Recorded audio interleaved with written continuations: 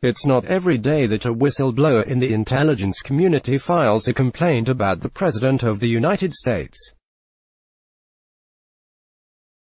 But it seems to have happened last month, when an unidentified intelligence employee alerted the Inspector General of the intelligence community, Michael Atkinson, to multiple acts by President Trump, including a promise he is said to have made to a foreign leader during a phone call.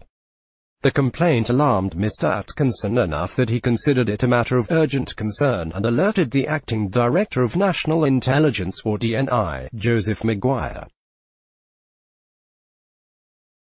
Under federal law, the DNI shall deliver an Inspector General's report about an urgent concern to Congress within a week of receiving it.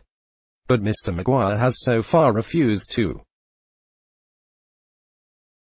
Taking his marching orders from the Justice Department's Office of Legal Counsel, he has claimed that the whistleblower's complaint did not involve an intelligence activity, and that it contained potentially privileged matters, so Mr.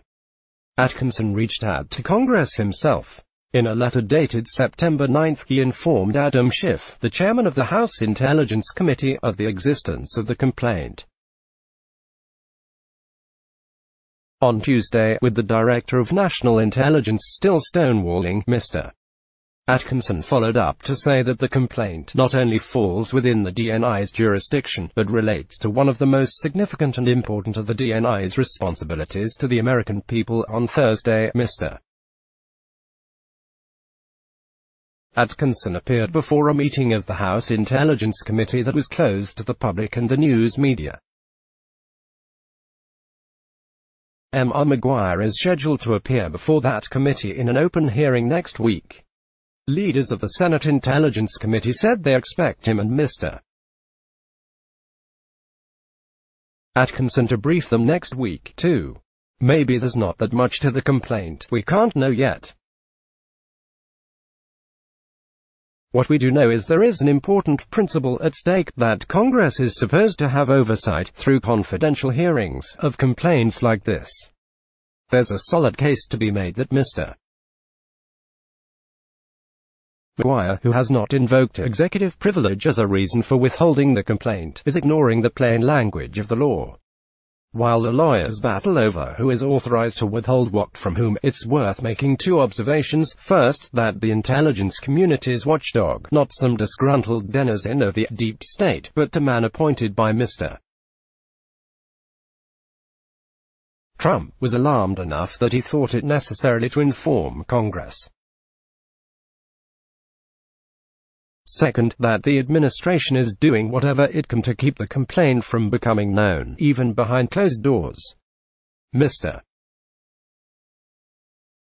Trump mocked the whole episode on Twitter, asking, "Is anybody dumb enough to believe that I would say something inappropriate with a foreign leader while on such a potentially heavily populated call?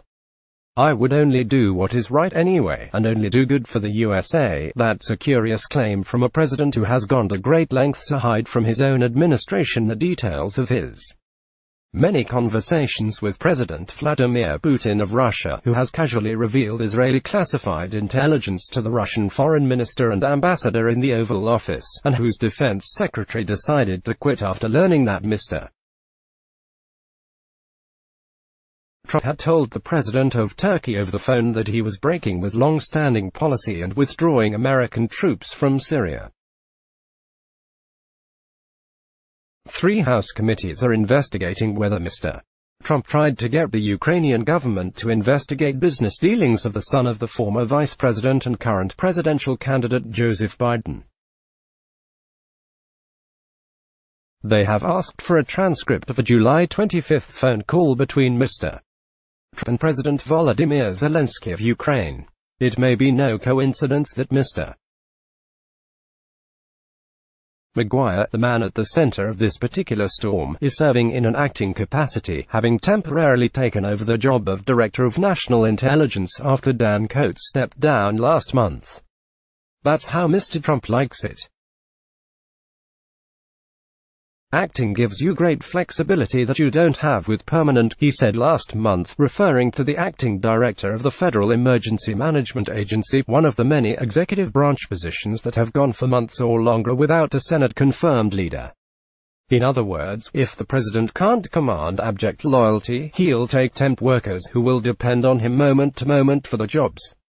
The No. 1 task of America's intelligence and law enforcement communities is to identify and deal with threats to national security.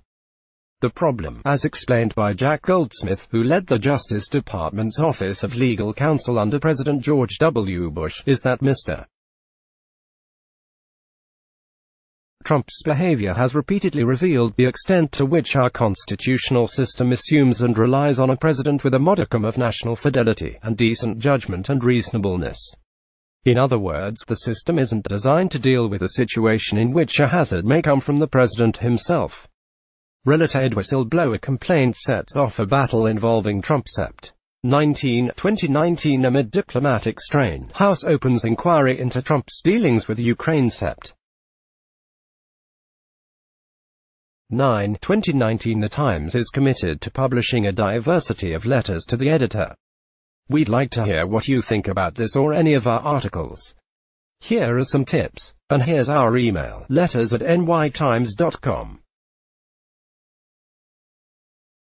Follow the New York Times opinion section on Facebook, Twitter @NightOpinion, and Instagram. Let's block ads. Why?